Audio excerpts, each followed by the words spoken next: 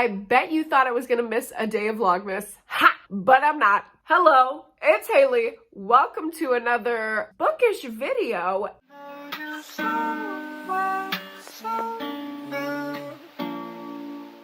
And another episode of Vlogmas. If this is the first Vlogmas video that you're seeing from me, I will link the playlist up above and down below so you can check out all the rest of the 25 videos that I will be posting in this month of December 2022. But today's Vlogmas video in particular is going to be an exciting one because I'm going to be sharing with you guys my top 12 most surprising reads of the year. And I know what you're thinking, like, what is most surprising? How do we categorize that? What does it mean to be a surprising book? To me, in my own definition, is a book that I didn't necessarily have low expectations for, but it wasn't like a highly anticipated read.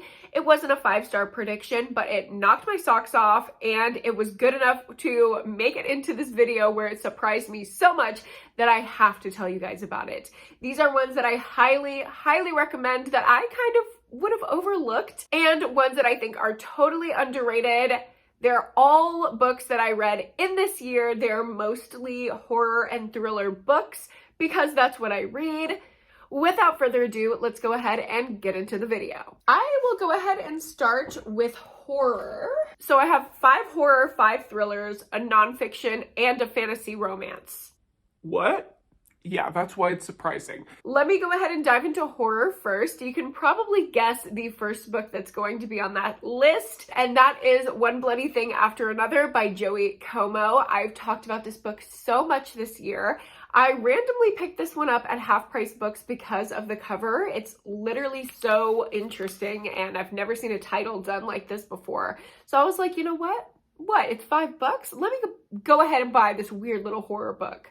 And I didn't think much of it going in, and it became one of my favorite books of the year. This was such a surprise to me. This writing style is just so refreshing.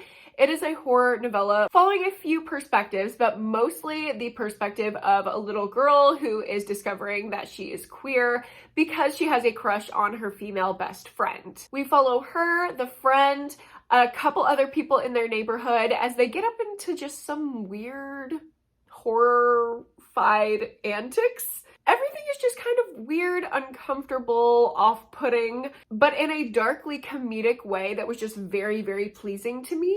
I loved the metaphor for like struggling with accepting your sexuality and that coming across in like a horrific, bloody, gory masterpiece. It just speaks to all the like internalized rage and internalized like shame and feelings that you have for yourself when you're going through that. Our main character was so endearing, and this was just a weird one. Y'all know I love some weird horror, and this was the perfect brand of weird for me. So it definitely surprised me just being a random one that I picked up knowing nothing about. I highly, highly recommend it. Next up with my horror picks, I have We Need to Do Something by Max Booth III.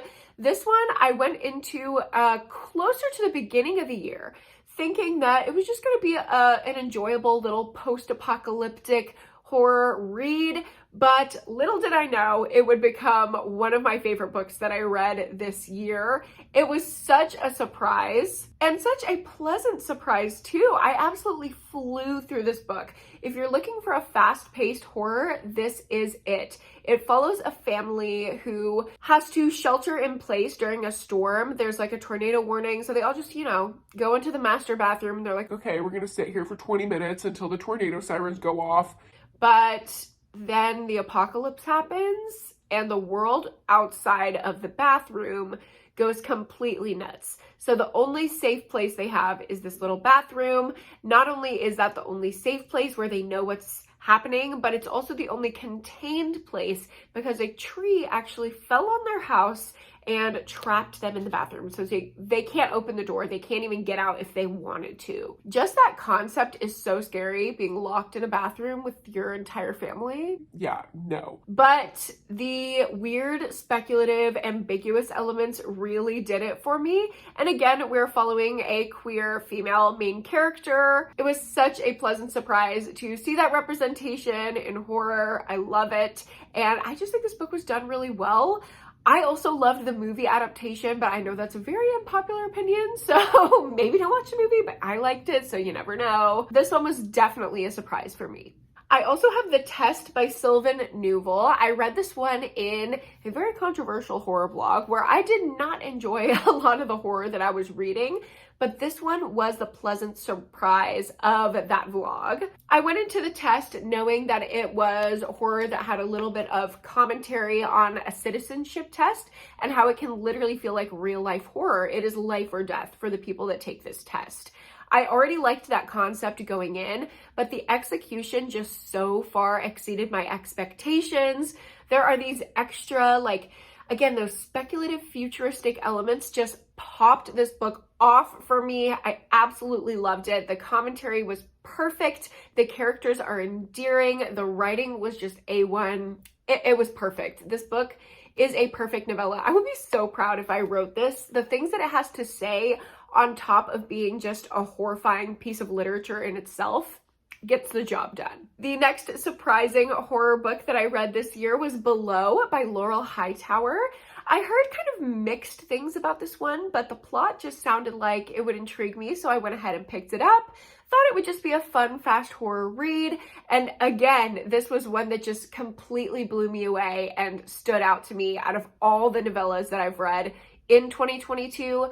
This one is probably my favorite. It has the same atmosphere as No Exit. So if you're looking for that kind of an atmosphere, this is it.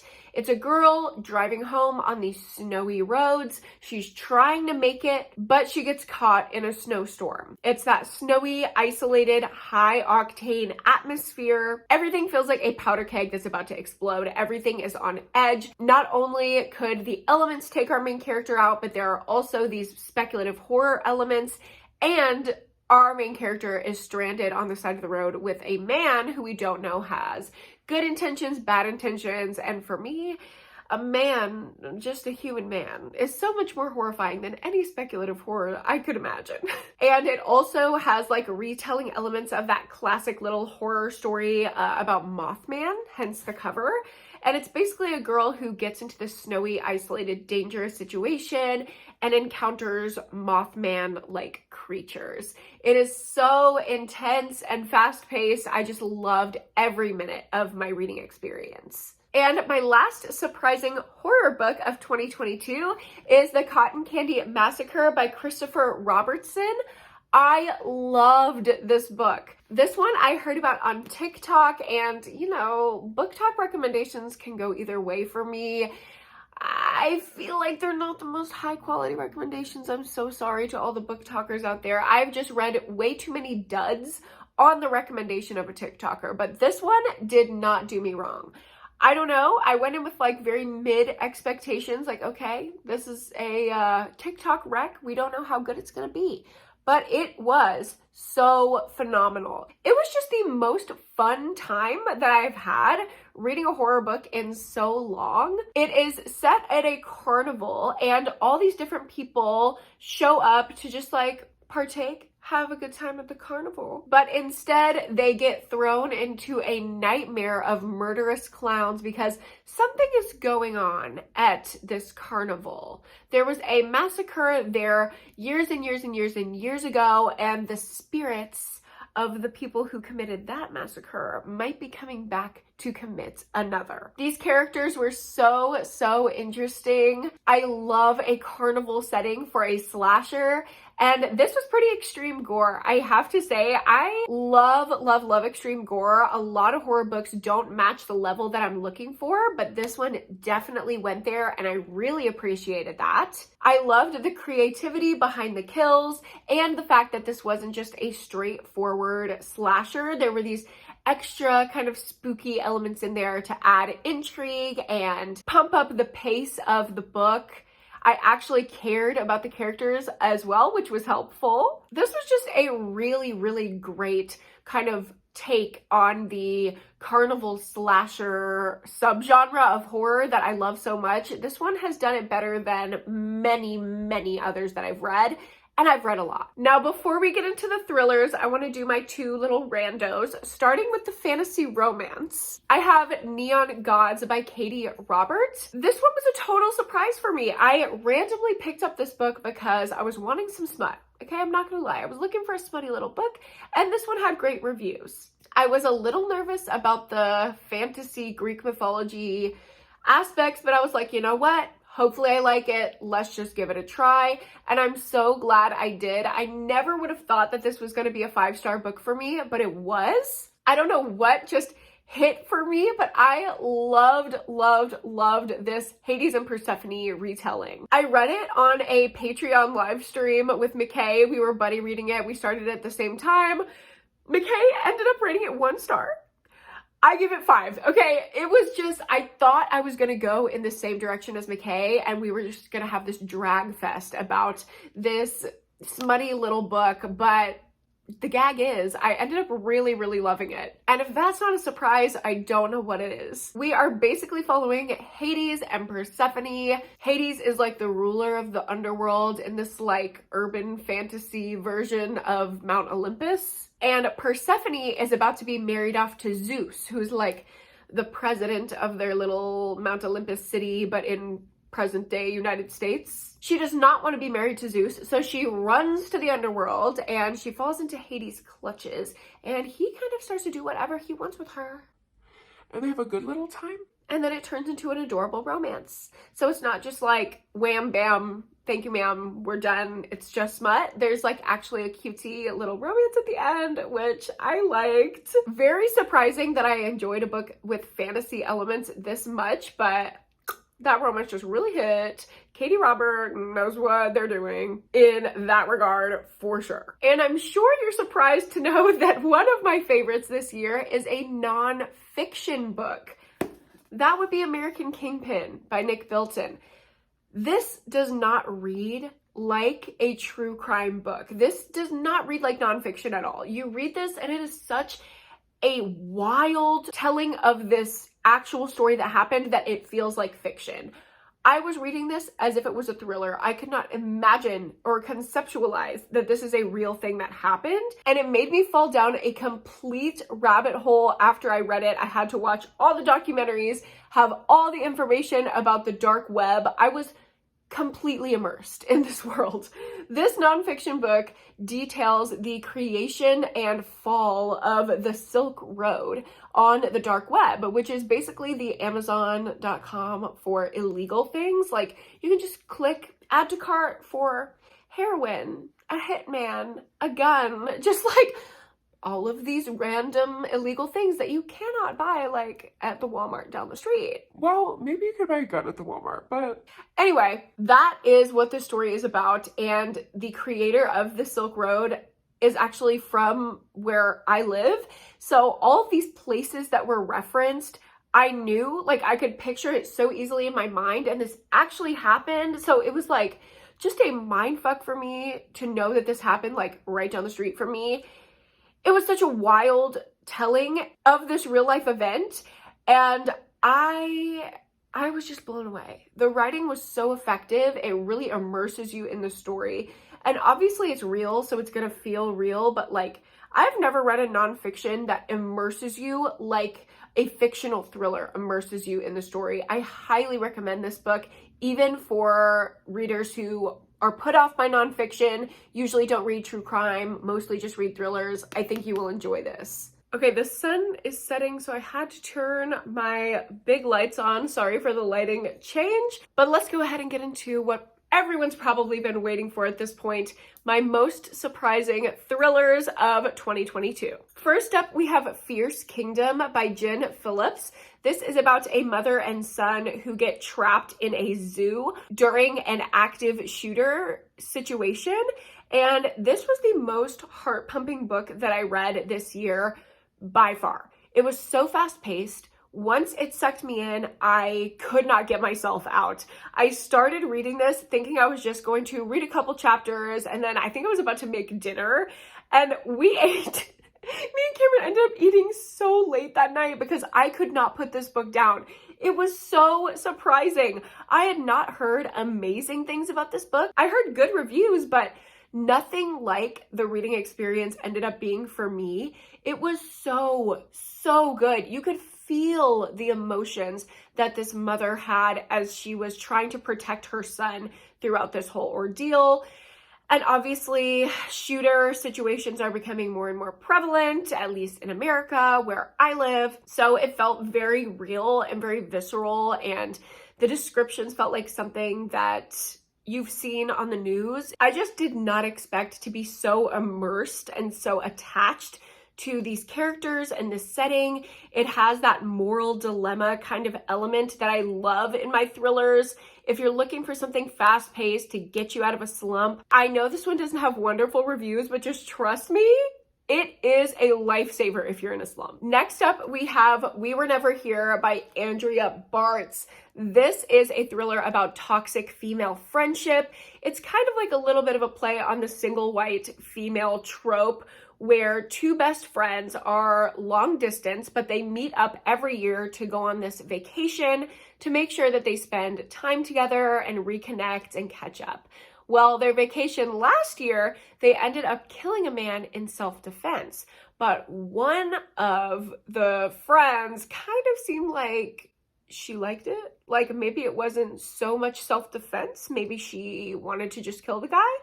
And our main character gets even more suspicious when this situation seems to repeat itself on this year's vacation. So we're following a dual timeline on both vacations when they are killing these guys in self-defense. We're looking for the real motives, what's going on with this friend, and trying to parse out how much danger our main character is actually in.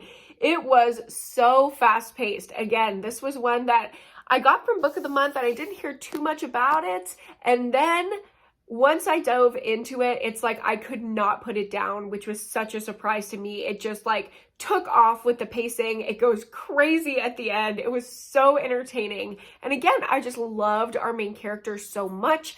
I felt for her. That level of empathy was definitely not something I was expecting, but it was a pleasant surprise, and I highly recommend this. Has great summer atmosphere as well, so if you're gonna pick this one up, definitely read it in the summertime. Another Book of the Month book, we have The Collective by Allison Galen, and this is another one that surprised me with its pacing, and another one that I feel like is so underrated. I don't hear a lot of people talk about it. It kind of involves the deep web / dark web element and morally gray, moral dilemma elements as well, where we're following a mother who knows that her daughter was murdered by this guy. And this guy is just like a rich white guy who has this future ahead of him. So he's getting off scot-free. He's not being held accountable for the rape and murder of her daughter. And she's like, you know what? I'm not going to have that. So she seeks out a way to get revenge and ends up running across this Facebook group called The Collective, where women enact each other's revenge so the people who are actually wanting the revenge can't get caught. She gets caught up in their whole scheme and it gets really intense. You're trying to figure out what she's fallen into and how deep it actually goes. I feel like this is very similar to the last book, where I was just so surprised by the fast pace, how invested I was, how quickly it went by, and how immersed I felt, and the empathy and connection that I had with our main character. You know, a mom who lost her daughter, how can you not feel for her? I can't imagine that level of pain. A child is just not supposed to die before their parent, and experiencing that is just a whole other layer of horror to the story. But the actual thriller plot unfolded really cleverly as well. The ending was not my favorite, I'll be honest, but it was a very fun and entertaining read that I did not expect when I just picked a random thriller off my shelves. Getting into just my last couple surprising reads of 2022, we have The Family Remains by Lisa Jewell. And I know you're probably thinking, why is this a surprise, Hailey? You always love Lisa Jewell's release. This is not surprising. Well, I did not enjoy The Family Upstairs. It was fine. It was okay. It was an average thriller. I thought it was kind of boring. So I was not expecting the sequel to blow my socks off the way that this book did. I didn't love The Family Upstairs, but I think that kind of like family drama thriller is worth reading and sitting through in order to read the second one, because this was just so cleverly crafted. I think Lisa Jewell completely redeemed herself in my eyes by continuing that story that I didn't love and making me fall in love with it. We're following our main character, who in the last book found out that she inherited this house from her long-lost family. She was adopted. She didn't know anything about her biological family. And once she figures out about this house, she starts unraveling all of these family secrets. This one was so much more fast-paced and had so many more interesting elements.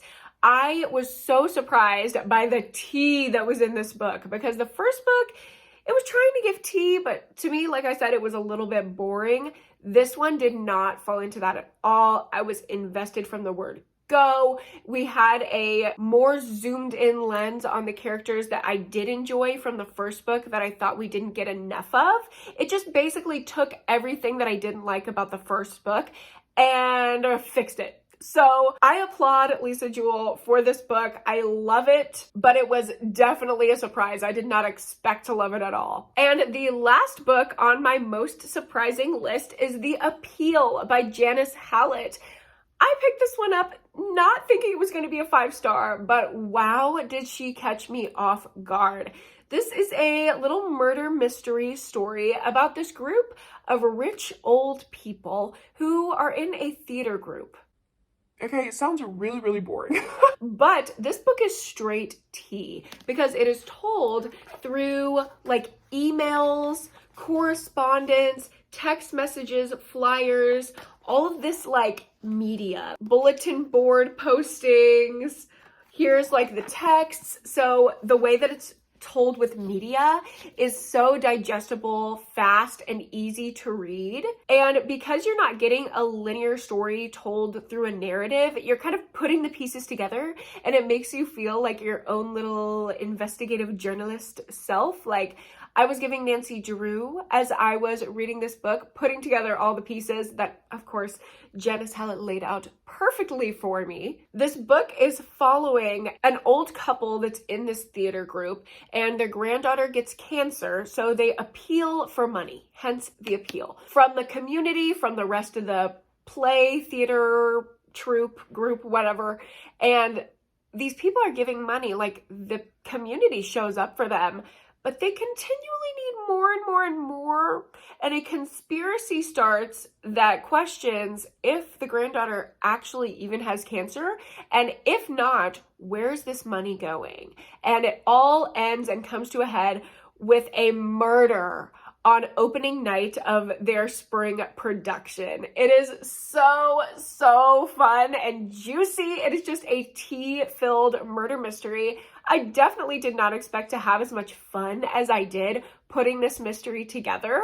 And even though I was like slotting all the puzzle pieces into place, I definitely did not guess what was going to happen at the end. So it was shocking, it was fun, cozy, atmospheric, it was full of tea and drama, and it was fast-paced because it was told through those little like media inserts. I definitely did not expect to love this book as much as I did. Could not believe that this was a 5-star and that this pretty thick mystery book I finished in just a day or so. I also highly recommend the audiobook. It is a full cast and I enjoyed it so much. It's a little hard to understand with the accents because this does take place across the pond, but I really enjoyed it if you can get past that. So with that, those are all 12 of my top most surprising reads of 2022. Let me know down below if you're going to plan on reading any of these or your most surprising read of this year. Thank you guys so much for watching. I hope you enjoyed, and I hope to see you tomorrow in my next Vlogmas video. In the meantime, don't forget to like this video if you liked it, subscribe to my channel if you haven't already, go to therapy, and read a book this week. See you tomorrow. Bye!